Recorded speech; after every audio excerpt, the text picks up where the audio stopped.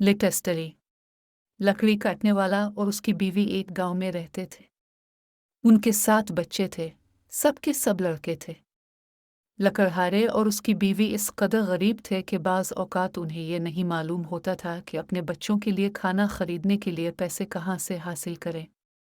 बच्चे इस कदर आखिरी बढ़ रहे थे कि उन्हें हमेशा भूख लगती थी।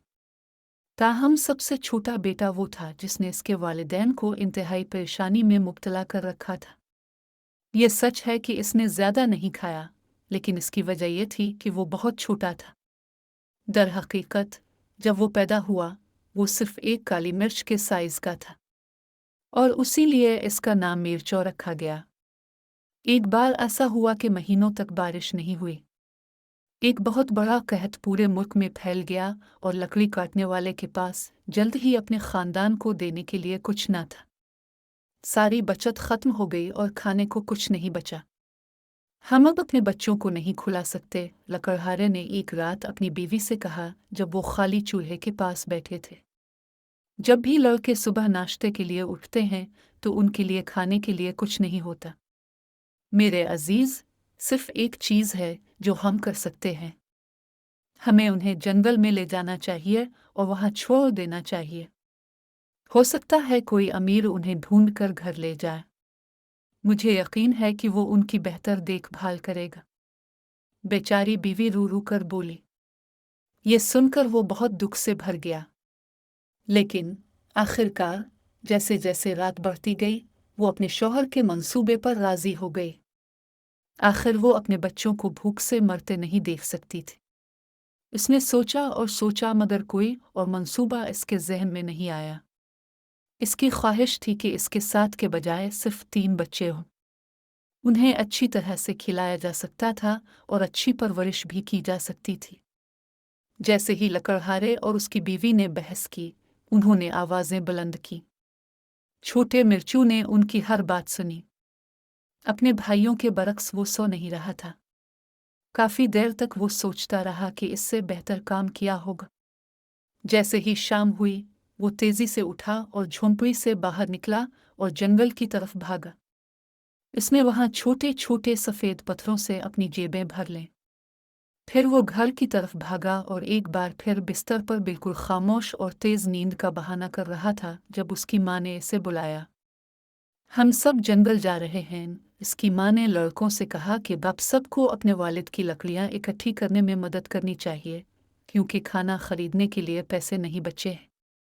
लड़के इतने पुरजोश थे कि वो अपनी भूख को बिल्कुल भूल गए थे और कुछ देर में अपने वालिद के साथ जंगल के रास्ते पर नहीं थे। जंगल अंधेरा और तन्हा था, लेकिन लकड़हारे को इसकी हर बात इतनी अच्छी तरह मालूम थी कि वो कुछ देर पहले ही जंगल के सबसे गहरे पेन में मौजूद थे। मैं छोटे दरख्त काट दूंगा, लकड़हारे ने कहा, और तुम लड़कों को तमाम शाखों को इकट्ठा करके छोटे छोटे बंडल में बांधना चाहिए। ये मुश्किल काम होगा। जब लकड़ी काटने वाला और उसकी बीवी इस दिन जल्दी घर पहुंचे तो उन्हें 10 चांदी के सिक्के मिले जो उनका इंतजार कर रहे थे। ये एक कर्ज की अदायगी में था जिसे वो तवील अरसे से भूल चुके थे। इतने पैसे देकर लकड़हारे की बीवी खुशी से रो पड़ा। लेकिन जब उसे याद आया, सफ़ेद पत्थरों की पगडंडी पर अमल करें। अब्बा नहीं आएंगे, ताहम मिर्चू के भाइयों ने इसकी बात पर शक किया। इस पर उसने वही बात दोहराई जो उनके वालिद ने एक रात पहले कही थी और बताया कि किस तरह इसने अपनी जेबें पत्थरों से भरी थी और रास्ते में एक एक करके गिरा दिया था। लिहाजा मिर्चो अपने भाइयों को गहरे जंगल और घूमते हुए रास्तों से गुजरता रहा, यहाँ तक कि वो कॉटेज तक पहुँच गए। शायद हमारा इस्तकबाल नहीं किया जाएगा, मिर्चो ने आहिस्ता से कहा। आइए हम कॉटेज के बाहर थोड़ी देर इंतज़ार करें और देखें कि हम सुन सकते हैं कि वालिद और वालिदा किस बारे में बात कर रहे हैं। मेरे बेटे, मेरे गरीब छोटे बेटे, इसने अफसोस से कहा, मैं तुम्हें बहिफाजत घर वापस करने के लिए किया नहीं दूंगी। शायद अब तक उन्हें भेड़िए खा चुके होंगे। मिर्चो यही सब सुनना चाहता था। इसने दरवाज़ा धक्का दिया और अपनी माँ के पास भागा। इसके भाई भी इसके पीछे चल पड़े। माँ मत रो, हम सब यहाँ हैं। सब महफूज और दुरुस्त। इस रात लकड़हारे की झोंपड़ी में कितनी खुशी थी, और उन सब ने मेज के गिर्द बैठकर कैसी ज़ियाफत की। लकड़ी काटने वाला, इसकी बीवी और उनके सातों बेटे खुशी से जिंदगी गुजार रहे थे। शाबाश लिटिल मिर्चू।